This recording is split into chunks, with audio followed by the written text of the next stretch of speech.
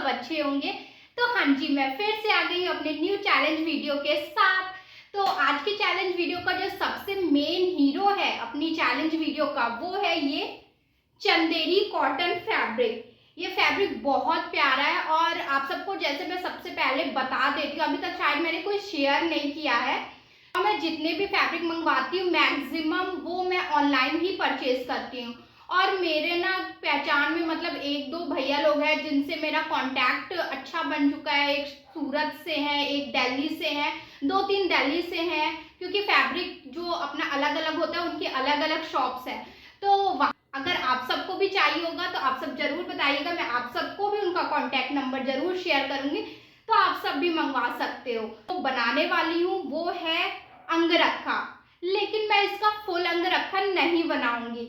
मैं इसका बनाऊंगी टॉप वियर पर, जो अपन डेनिम्स के साथ भी कैरी करते हैं और नॉर्मली जो पंजाबी शलवार या बैगी जीन्स वगैरह जो आती है उस पर भी अपन कैरी कर सकते हैं।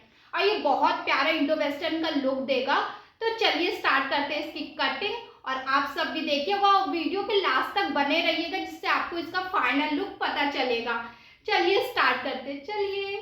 तो चलिए स्टार्ट करते हैं कटिंग। सबसे पहले मैंने फैब्रिक को बहुत अच्छी तरीके से जमा दिया है। उसके बाद मैंने चोली की जो कटिंग करनी है उसकी लेंथ ली है 15 इंच, और उसके बाद शोल्डर की लेंथ जो अपनी होती है 7 इंच मैंने लिए, जो मेरे शोल्डर की लेंथ है, जिसकी नेक विड्थ मैंने लिए 2.5 इंच, और आर्म होल लिया 7 इंच, क्योंकि अपना शोल्डर भी 7 इंच है, इसलिए आर्म होल भी अपन को 7 इंच ही लेनी पड़ती है। और बाकी chest measurement and waist measurement according to अपने अपने साइज़ के हिसाब से आप उस तरीके से मार्क कर लीजिएगा।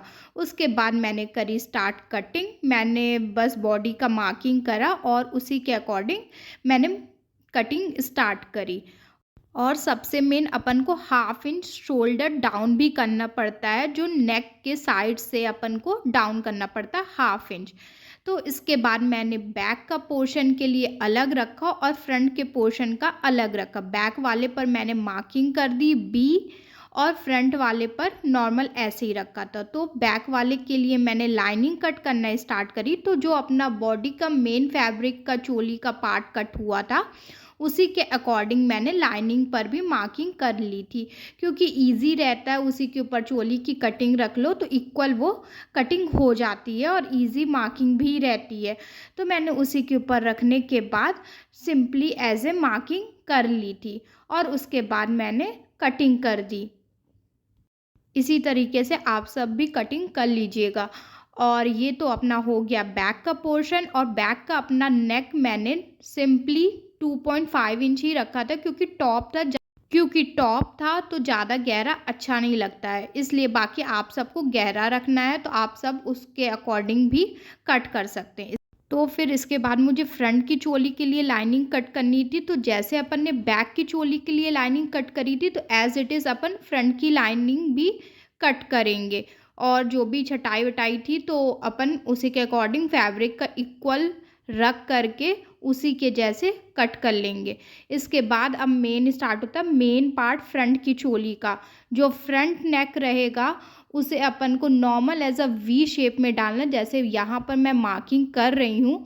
तो वैसा ही इस फ्रंट की मेन 2 चोलियाँ कट होती हैं। ये अपन का एक पार्ट होता है, एक चोली से अपन का एक पार्ट निकलता है, और दूसरा same as it is mark करके दूसरा पार्ट निकलता है। तो ये अपन का हो गया एक पार्ट जो ऐसा दिखेगा, और आपको मार्किंग भी ऐसे ही रखनी है। और ऐसा अपन को दूसरा कट करने के बाद दूसरा साइड का ऐसा लुक देगा।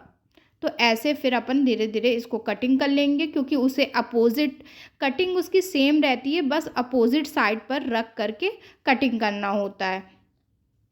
इसके बाद मैंने दोनों साइड की कटिंग कर ली, और ये दूसरे साइड का ऐसा लुक दे रहा था, और मेन दोनों रखने के बाद ऐसा लुक दे रहा था। तो ये होता है मेन अंगरखा का पार्ट।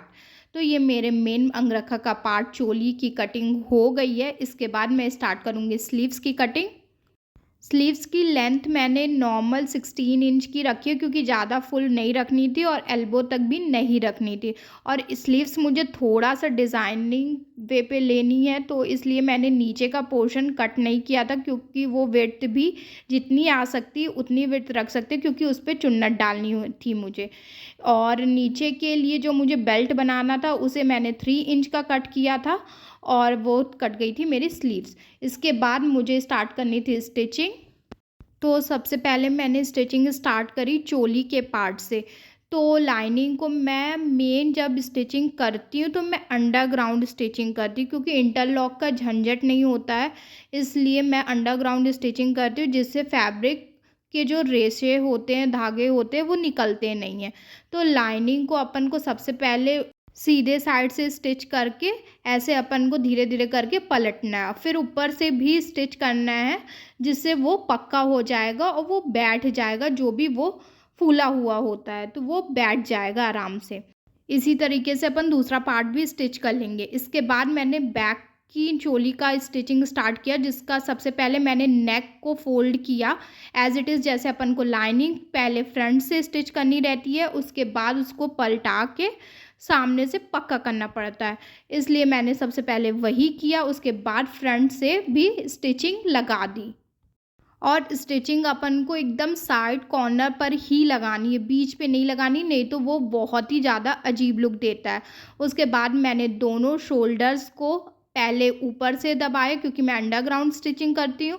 और उसके बाद और हाँ, सबसे मेन क्या है कि जब अंगरखा स्टिचिंग अपन करते हैं तो शोल्डर को फ्रंट की चोली से इक्वली पार्ट रख करके देखना है क्योंकि अपोजिट पे ना रख दें, इसलिए इक्वल पार्ट्स पर रख कर अच्छे से स्टिच करना। उसके बाद मैंने शोल्डर स्टिच करने के बाद स्लीव्स जॉइन करी और स्लीव्स पर डिज़ाइन मारा, जो नीचे साइड से थोड़ा चुन्नट डालकर बेल्ट लगा दिया।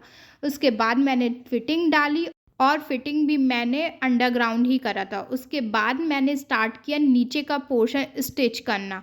नीचे का पोर्शन आपको जितनी भी टॉप की लेंथ रखनी है उसके अकॉर्डिंग ही, जैसे नॉर्मल वियर की फ़्रॉक की लेंथ अपन कटिंग करके स्टिच करते हैं वैसे ही इसके भी कटिंग करके स्टिच करनी है। जो मैंने नॉर्मली 25 इंच की लेंथ रखी थी सिर्फ नीचे के घेर की।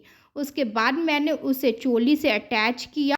तो उसके बाद मैंने अंगरखा के दोनों ओपन पार्ट्स को इक्वली स्टिच किया, जिससे वो अंदर की साइड मैंने हाफ इंच बस फोल्ड किया और नीचे के पोर्शन को भी मैंने, जो नीचे का पूरा घेरा था उसे भी मैंने हाफ इंच ही फोल्ड किया क्योंकि टॉप वियर है तो ज़्यादा मोटा और स्टिचिंग वो अच्छा नहीं लगता फोल्डिंग वाइज जो अपना रहता।